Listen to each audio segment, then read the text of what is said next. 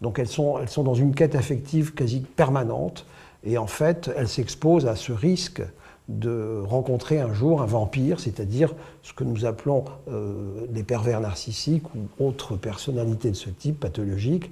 Et dès que ces femmes-là se retrouvent face à ces hommes qui leur font croire qu'elles sont dignes d'être aimées, dignes d'intérêt, elles tombent. Tout commence comme un conte de fées, c'est ça? Voilà, c'est Cendrillon qui se fait avoir par le prince charmant qui est en fait un vampire. Alors comment ça se passe? Comment se passe l'engrenage? Comment est-ce que lui va tisser entre guillemets sa toile? Alors il va tisser sa toile sur un mode qui est très, très connu en psychothérapie, surtout en systémique, c'est la double contrainte. C'est-à-dire qu'il va repérer très vite que cette femme est à la recherche d'amour, de tendresse, d'affection. Elle a une demande extrêmement importante d'amour, et le peu qu'il lui donne, pour elle, c'est déjà quelque chose de merveilleux.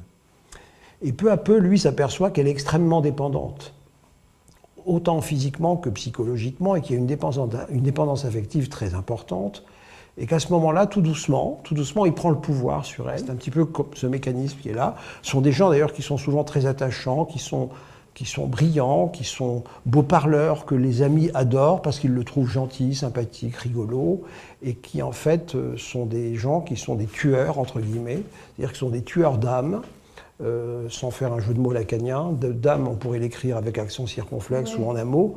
Et à partir de là, ce sont des tueurs qui peu à peu vont écraser la personnalité de cette femme, qui va entrer très rapidement dans des phénomènes de désespoir, de tristesse, puis qui va glisser tout doucement vers la dépression. Et on sait maintenant qu'elles ont une plus grande propension au cancer du sein et toute une série de maladies cancéreuses. D'accord. Et quand les femmes arrivent à partir, ils vont jeter hors dévolu sur une autre victime. Alors, ils vont repérer, parce que ce sont des experts, en 10 minutes, ils repèrent la future victime. Alors, ce qu'il y a quand même d'une constante intéressante, c'est qu'en fait, ils continuent à harceler. Oh, c'est impressionnant. Ils continuent à la harceler pendant des années, et c'est là que s'exerce la deuxième violence, c'est-à-dire qu'on en arrive après à des phénomènes d'aliénation parentale, où ils vont tout faire pour que la victime s'effondre, n'ait pas les enfants, ne pas présenter les enfants. C'est un vrai drame qui se joue sur plusieurs années. Et puis après, voilà, la relation a commencé. Ça se passait bien au début quand même? Au début, c'était paradis. Pendant à peu près 2-3 mois, c'était parfait. En plus, on est... Pourquoi est-ce que ça fonctionne? Parce que simplement la victime au départ c'est quelqu'un d'extrêmement vivant, qui ne se méfie pas des autres, qui n'est pas paranoïaque, qui en fait est quelqu'un de sain justement par le fait qu'elle est accueillante, qu'elle est empathique, qu'elle est pleine d'amour. Donc c'est vraiment de l'amour au sens large. Je veux dire, donc c'est une personne qui est vivante et donc qui a envie d'aller vers la vie, qui a envie d'aller vers les autres, qui a envie de les accueillir, qui en fait a toutes des bonnes qualités. Ce sont des bonnes qualités, ce sont ces bonnes qualités-là, et particulièrement l'amour. Je pèse mes mots parce que l'amour est parfois vu de façon péjorative, mais non, c'est vraiment de l'amour qui fait que le pervers va la choisir pour rentrer dans un script donc, qui est préécrit. D'où l'impact que ça a sur la victime. Donc la victime, au départ, elle ne se méfie pas. Je veux dire, la plupart des gens, il n'y a pas lieu de se méfier. Signe particulier qu'on peut reconnaître chez une personnalité manipulatrice, c'est la séduction. Évidemment, c'est souvent quelqu'un de charmant, de très séduisant, qui a beaucoup de bagou, qui s'exprime bien, qui a un charisme et qui va toujours utiliser son charisme pour développer toute une panoplie de comportements afin toujours, évidemment, d'obtenir ce qu'il veut. Donc, si c'est quelqu'un qui va utiliser, par exemple, la gentillesse, c'est pas une vraie qualité, c'est quelque chose qu'il maîtrise pour obtenir ce qu'il veut de l'autre. Il pourra utiliser à tour de rôle, donc, effectivement, la gentillesse, la timidité pour essayer de se victimiser pour obtenir quelque chose, ou au contraire, l'autorité. Mais il faut toujours penser que ce n'est jamais des véritables qualités qu'il a, c'est toujours un rôle qu'il joue et qu'il maîtrise à merveille. Donc, le temps qu'on s'en aperçoive, souvent, il se passe du temps. Troisième signe particulier de la personnalité manipulatrice, c'est la domination. Ça va ensemble, c'est-à-dire c'est quelqu'un qui aime se sentir fort, qui veut surtout pas se considérer comme un faible. Et pour lui, se sentir fort, c'est dominer l'autre.